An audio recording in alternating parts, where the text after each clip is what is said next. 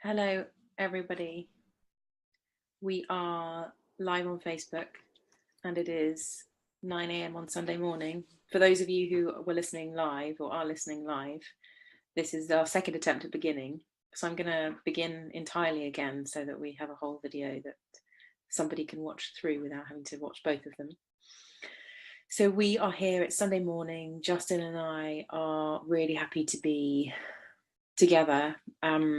We get on the call a little bit before and have a little check-in with one another, and this morning I'm certainly completely grateful to be here and to be in this conversation.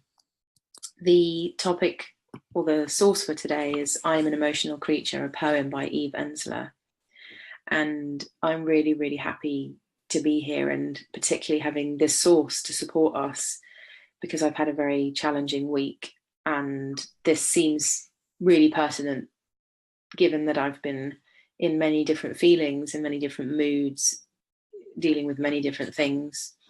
We didn't go live on Sunday just gone because my husband Matthew was actually in an operation at the time because he's broken his jaw in 2 different places and he's got titanium plates in his mouth.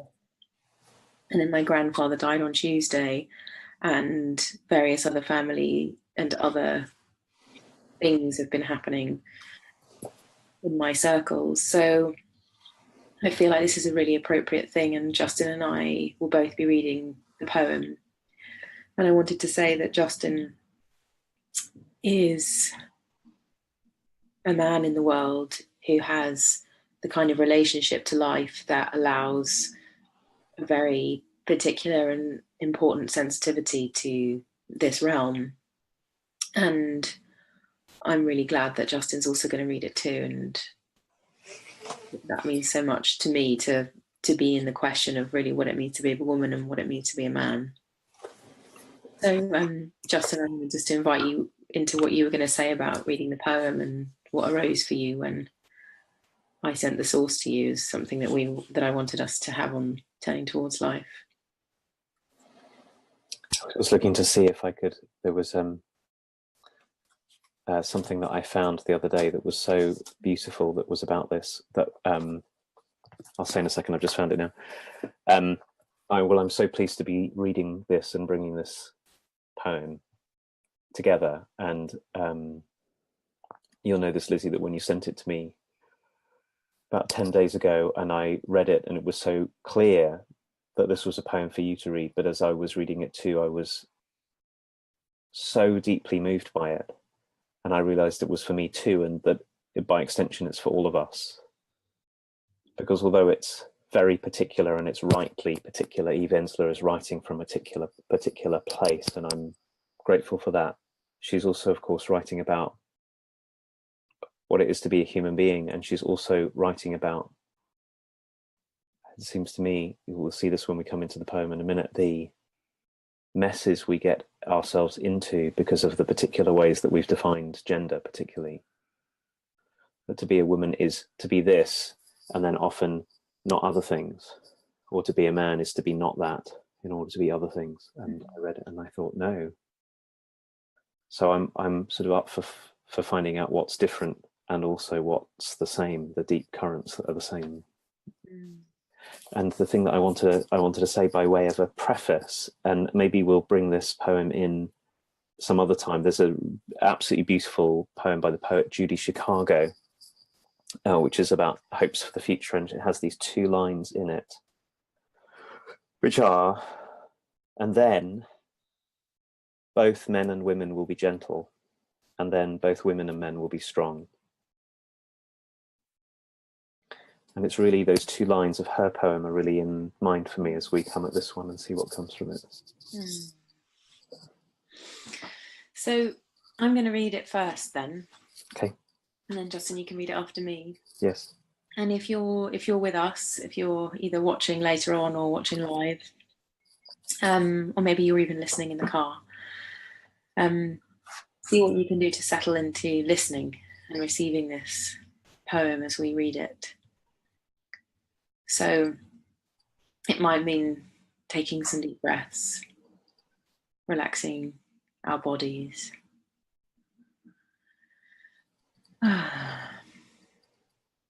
And doing whatever it takes to maybe put something down so that you can really feel into this. So I Am an Emotional Creature by Eve Ensler.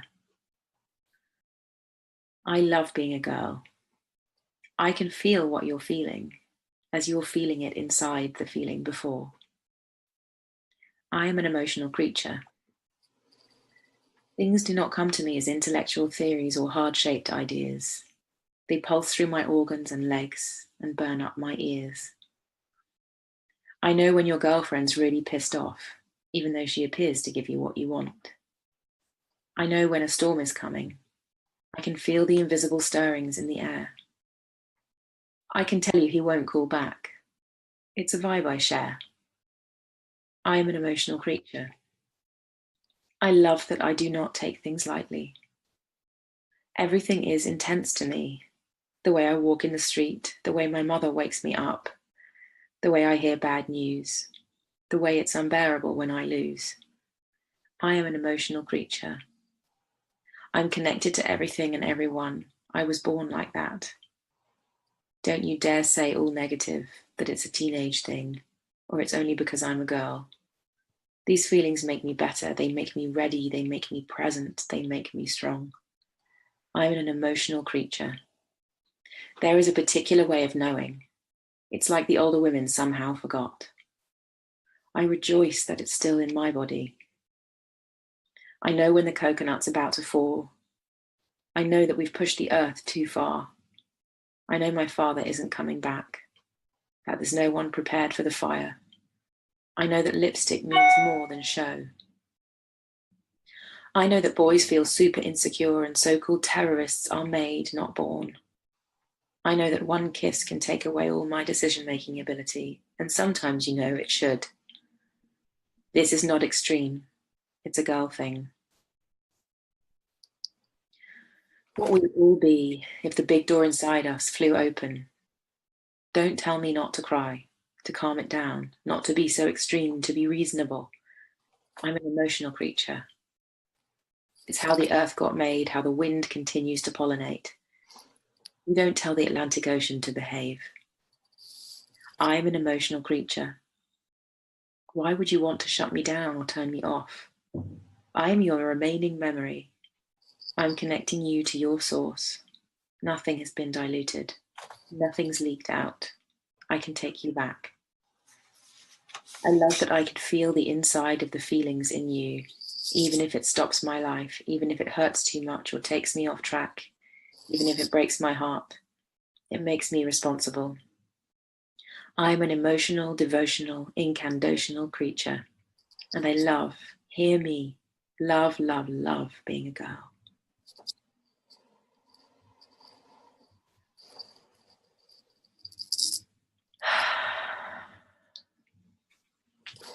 So I'm going to read it too, and then we'll see where we are. I Am an Emotional Creature by Eve Ensler. I love being a girl. I can feel what you're feeling as you're feeling it inside the feeling before. I'm an emotional creature. Things do not come to me as intellectual theories or hard-shaped ideas. They pulse through my organs and legs and burn up my ears. I know when your girlfriend's really pissed off, even though she appears to give you what you want. I know when a storm is coming. I can feel the invisible stirrings in the air. I can tell you he won't call back. It's a vibe I share. I'm an emotional creature. I love that I do not take things lightly. Everything is intense to me. The way I walk in the street, the way my mother wakes me up, the way I hear bad news, the way it's unbearable when I lose. I am an emotional creature. I'm connected to everything and everyone. I was born like that. Don't you dare say all negative, that it's a teenage thing, or that it's only because I'm a girl. These feelings make me better. They make me ready. They make me present.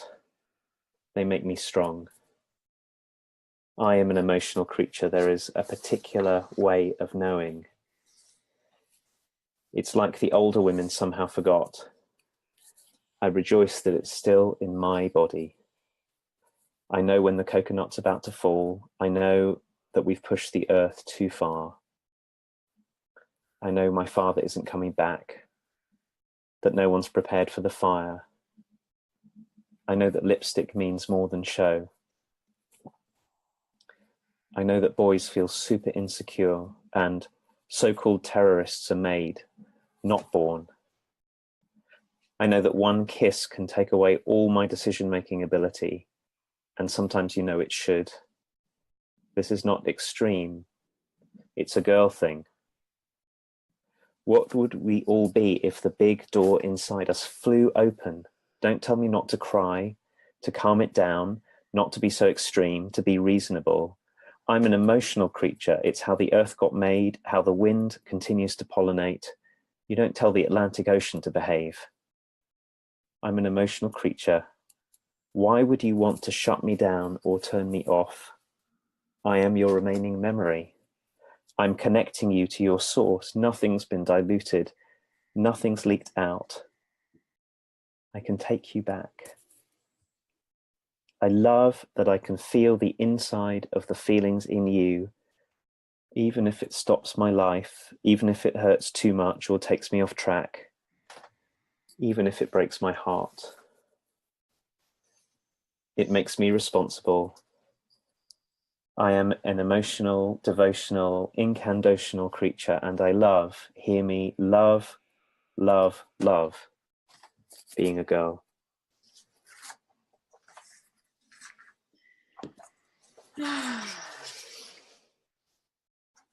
It's so interesting hearing you read it, Justin, because there's nothing in that doesn't feel like you talking to me. It doesn't feel like there's anything in there that I could say, well, I'm not sure actually whether you could say that, Justin. And it really moved me as well when I sent it to you, that you said, hold on a second, this completely resonates for me too. I'd really like to read it, because it really, I think it showed me something about what my senses of, I guess, my projection of what people's gender identity narrative contains. As in, I wouldn't have presumed that you would be happy to say I love being a girl. It's a kind of a sensitivity, I guess, to the gender conversation. And yeah, when you read it, there's just like, well, of course. And then it really makes me question, how come I just thought I would read it, but just because I am a girl. It's just like, so I just love that that's the kind of conversation that's already opened up. And this poem feels so supportive of the part of all of us that is this, that calls out all the ways that we are responsible to life and responding to something that's outside of the normal, I would say, wider cultural narrative of intellect and cognition and the kind of intelligence that sometimes has lots of us feel excluded. And there's so much, as usual, to say about the things that we bring, Justin. It's so hilarious that we kind of think we're going to do half an hour chatting and then you could just have this go on forever, couldn't you? But one of the parts that really I love in this poem is, things do not come to me as intellectual theories or hard-shaped ideas. They pulse through my organs and legs and burn up my ears. And increasingly, I am able to validate myself for the fact that things don't arrive in a linear way in my world.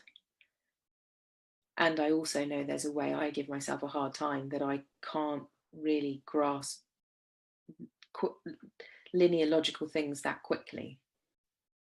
And that there is a field of feeling and relationship that is far more available to me than cognition and being able to work things out intellectually and remember the linear path from A to B. And of course I can do that, and I'm fine with like logistics and practical things. But often I've thought, my gosh, and maybe this is part of it. You know, I often thought maybe I'm dyslexic, like I get things around the wrong way. And when I was younger, I found it hard to read very fluently. And I feel like this stuff never got bought in my early education.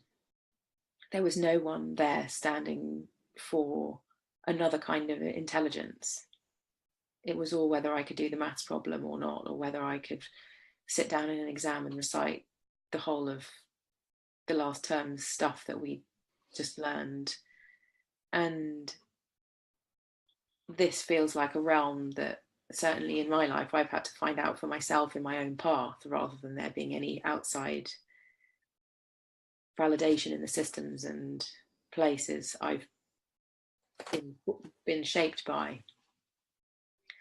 So I love that there is this in the world, and that we, in our own ways, in our own paths, have discovered the wonderful intelligence of other parts of us than the ones that got mostly brought to the fore in our education and wider systems of validation in the world.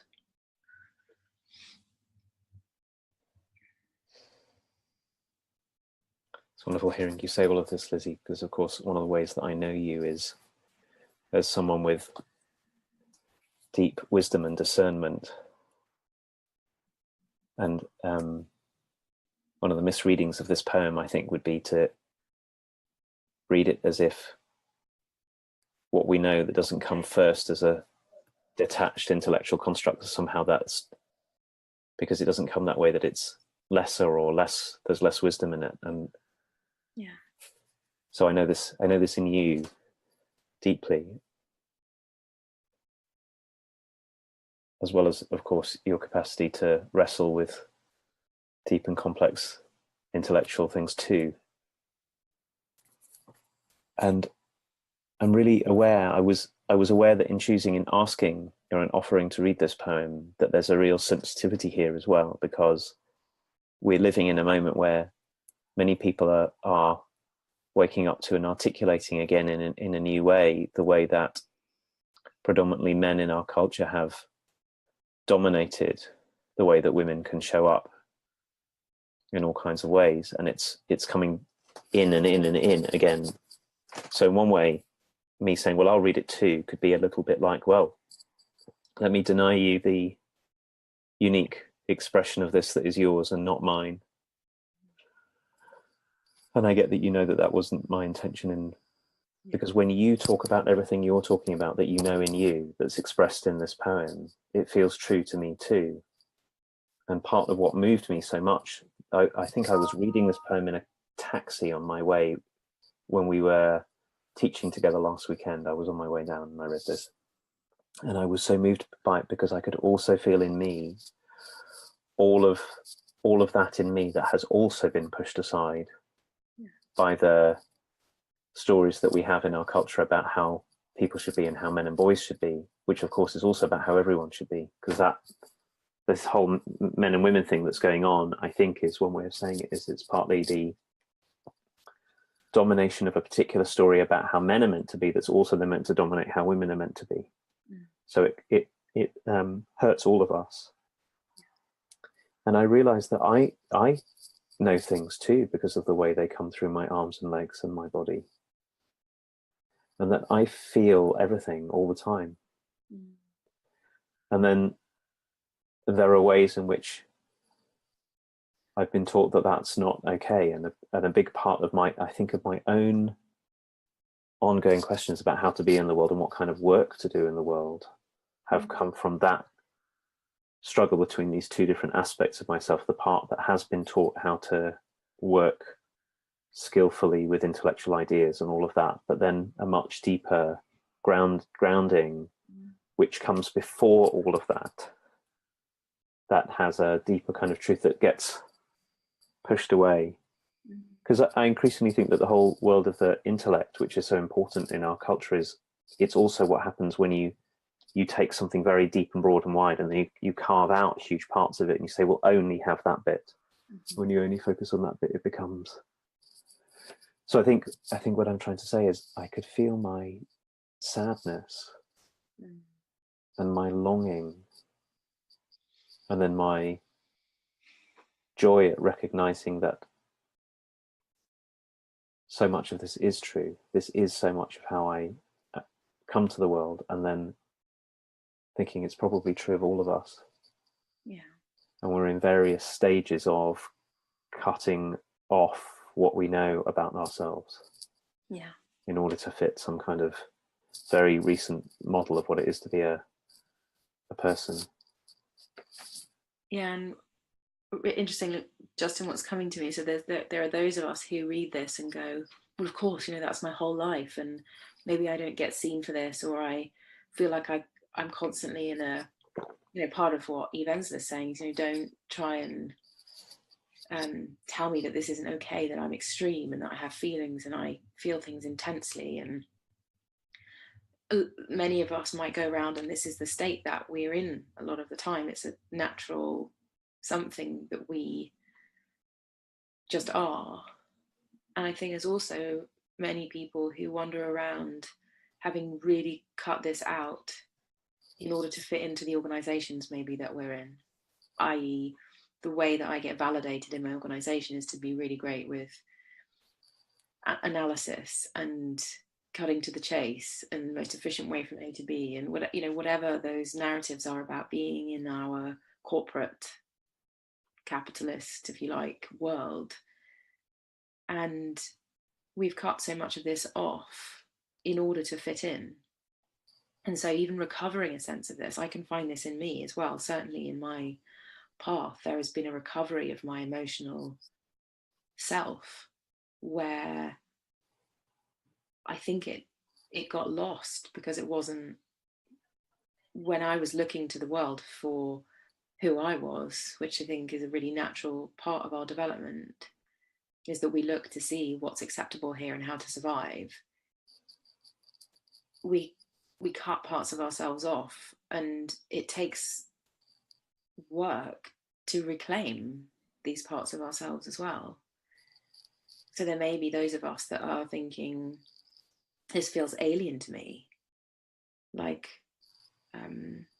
I don't connect to everything and everyone. I feel isolated and alone. And there's a way that this is a call for reclamation at the same time as a call for validating us if this is how we are as well. And the world of I mean, at the moment there's lots of stuff in the press about, our EQ is just as important as our IQ. It's like a revelation coming through, like mainstream media. And for those of us who live in the emotional realms much of the time, and who that's how we deal with life and that's how we respond to life, and it's natural for us, we're going, yeah. And then for other people it's like, oh, hold on a second, well, that hasn't been how I've been trained to be in my life and to cope with everything. And all of a sudden there's this new thing called emotional intelligence that I'm supposed to have. So I just think there's so much in here, and it really depends on so much how we interpret the poem. Like what this does to us is going to be so different to everyone.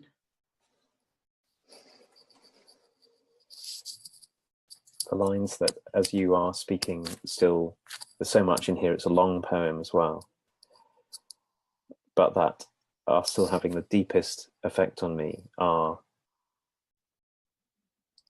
what you said earlier.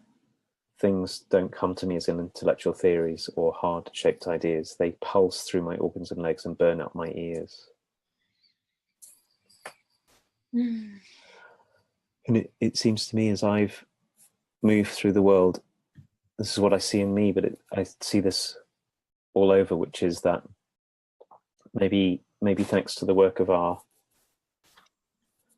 friend René Descartes a couple of 100 years ago, who made this move to say intellect and reason, which are, he did this brilliant thing of saying they're really important, we can't have a society without them, and I really agree with him. But he also did this other thing, which to say is everything else is in the way, which of course really feeds this whole gender thing. Yeah. Because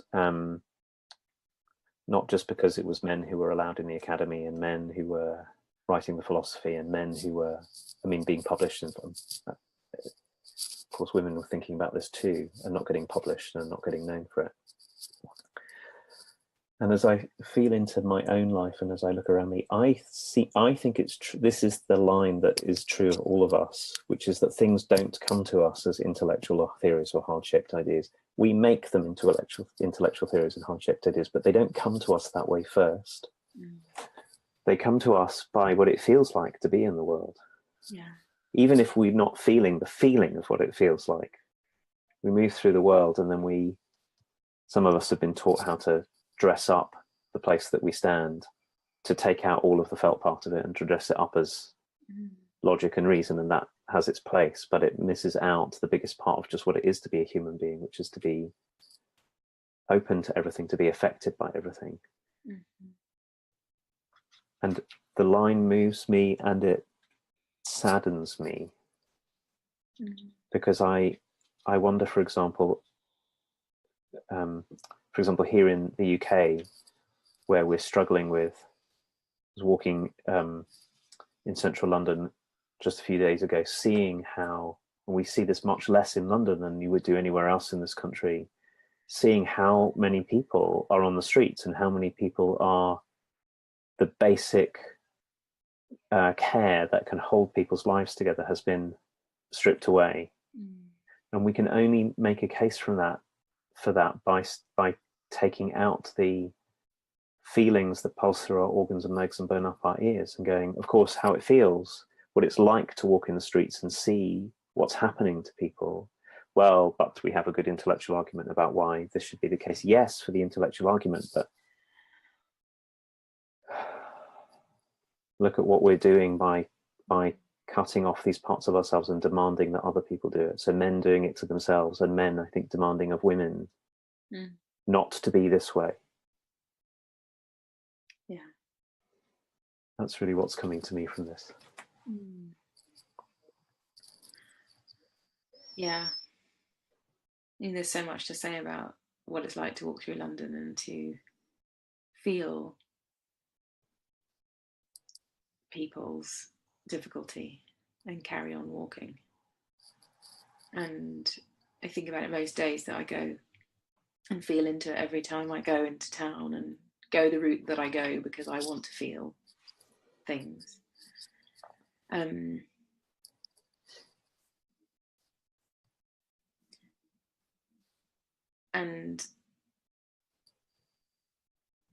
I also find myself confronted with the intensity of this feeling and knowing the part of me that it's too intense, so I have to switch the news off. And I have to find a way to regulate so that I'm not completely eaten up by it as well. And I think this was one of the comments that somebody was putting under our initial posting of the poem. I can't remember exactly what it was, but it was something about how our intensity can also be a distortion as well. That there's a way, I can only speak for myself, but there's a way that I can get souped up by my emotions into a place that actually tips over into, like anything in the ego, in our personalities, there is, just like masculinity and femininity, there is a bright, beautiful, important, dignified way of being a woman, being a man, being masculine, being feminine. And everything has its distortion. There is always two sides to any of these features of our being.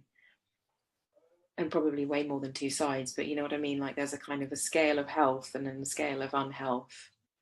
And certainly the emotional part for me is that it can tip into,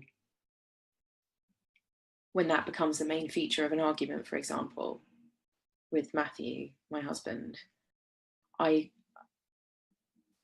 grateful for him calling me out on when my emotion and my intensity becomes something that's not what I intend it to be, which is intelligence. It becomes a way that I either try and control or manipulate or become rigid about something because I deserve to have my feelings.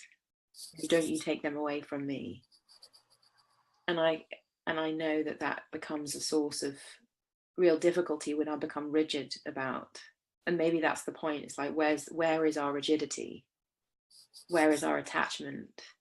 So that we aren't flowing with these intelligences, but that we're attached to them because they make us feel safe. And I won't give these up for the sake of mine or another's happiness or well-being. You know, I have to hold on to this really tightly because this is my identity, this is who I am. And I guess the question for me is like, how deeply have I inquired into my deeper identity, my true identity, that I might be willing to let go also of some attachment and grasping and rigidity about different aspects of myself. And so that allows me to have an emotional life and to also know when it's being distorted as well, and to be a constant forever study of myself, to see and be truthful about my own deeper, I guess, the impact of actually how I'm being, and noticing that I'm in relationship to the world. And that also matters, to have that internal relationship to myself and my honesty with myself, but also to feel into what impact I'm having on my relationships and on all of these constellations around me, and finding my way to be in community about that, so that I can find a way of being truthful with myself and the people around me, and softening into letting go of these parts of letting go of my attachment to these parts of my identity that feels like if I let go of being emotional, sometimes it feels like I would die. And really questioning that, like, what would die? What dies?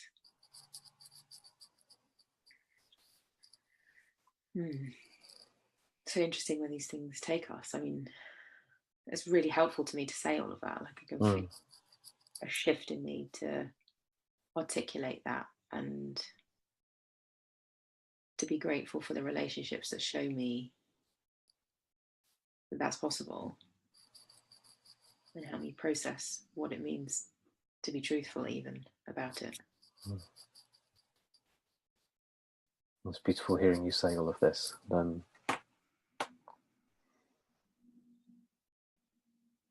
But one way it seems to me that you're drawing us towards and pointing out is how important it is to keep on including that of ourselves which we would leave out.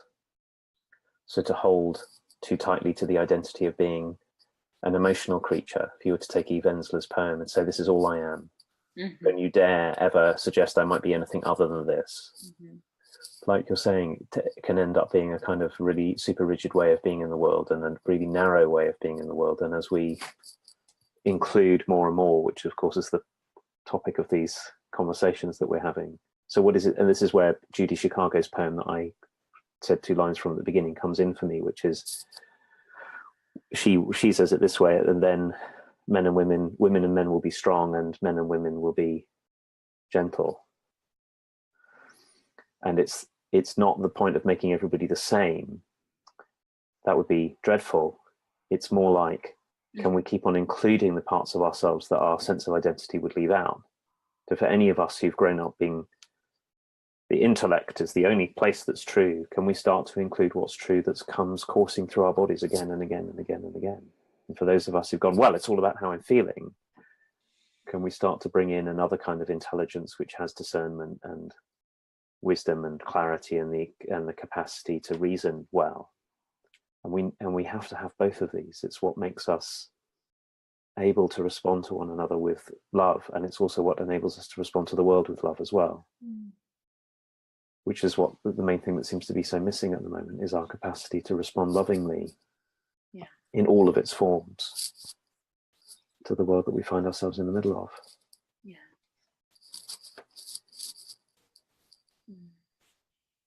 I'm hearing what you're saying, Justin, is like there's a call to wholeness, and our inquiry into wholeness, and why integral, like to be integrating, feels so important, because it's so easy to polarize. It's so easy to think that there's all this intellectualism going on and I'm kind of on the outside of it, and I'm going to make a stand for, in this case, being an emotional creature.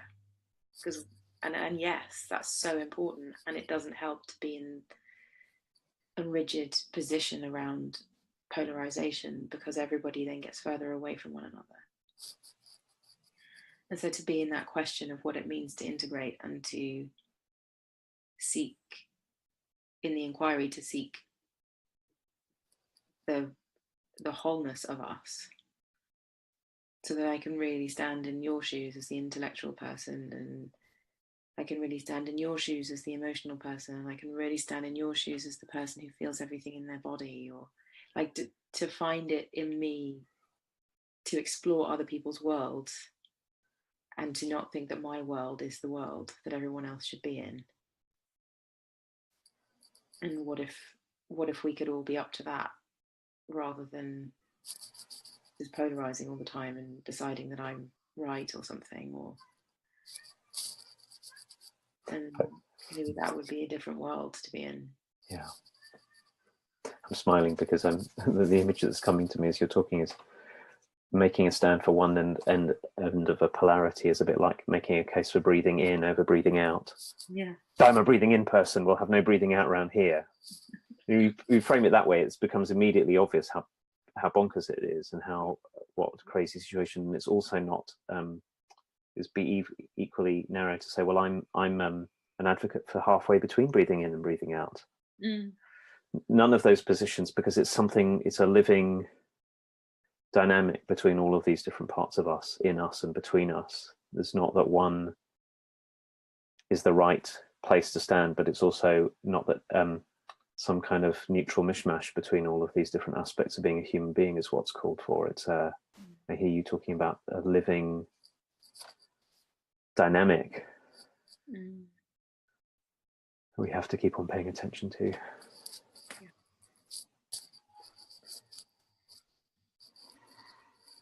I think we've had our allotted half an hour and some. I think we have. And of course, we could have like half an hour for each paragraph in this poem, couldn't we?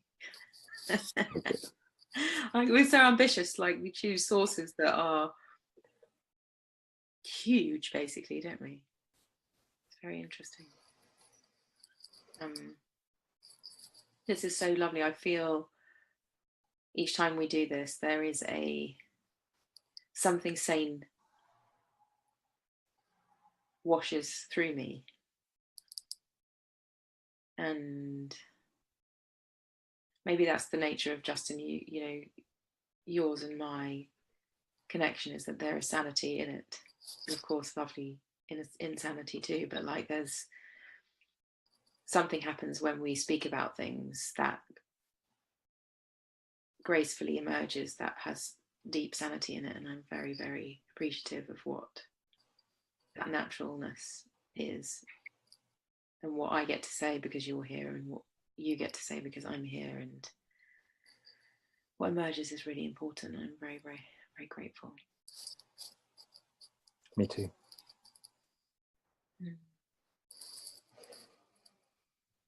So, folks, our plan is to be back here again Sunday, next Sunday. Justin's going to be in Singapore. I'll be in ordinary home. So we will post again another source this week that Justin's going to be choosing.